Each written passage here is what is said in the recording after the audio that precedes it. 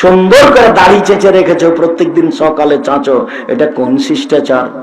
দোকানে বসে ল্যাংটা মেয়ে দেখো, বলো তো এটা কোন শিষ্টাচার? তোমার মোবাইলে 24 ঘন্টা খালি ল্যাংটা মেয়ে নাচে, বলো তো এটা কোন শিষ্টাচার? তোমার মা দেখে না এগুলো? তোমার মা জানে না এগুলো?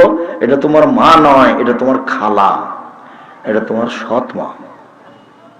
দুই, আমার স্ত্রী যেন ওর বোনদেরকে বিদ্যা শিখাতে পারে, আম্মু জোহরের 4 রাকাত ফরজ পড়তে হয়, আগে 4 রাকাত সুন্নাত পড়তে হয়, পরে 2 রাকাত সুন্নাত পড়তে হয়, 6 রাকাত পড়লে জান্নাতে ঘর বানানো হয়।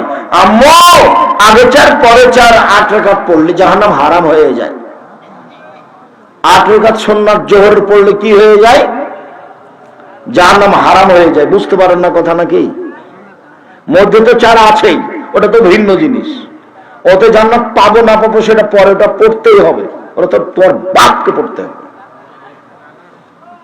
মধ্যের 4 রাকাত কি? ওটা ফরজ, ওর সাথে কোনো আপোষ নেই, ওটা নিয়ে কোনো কথাই নেই।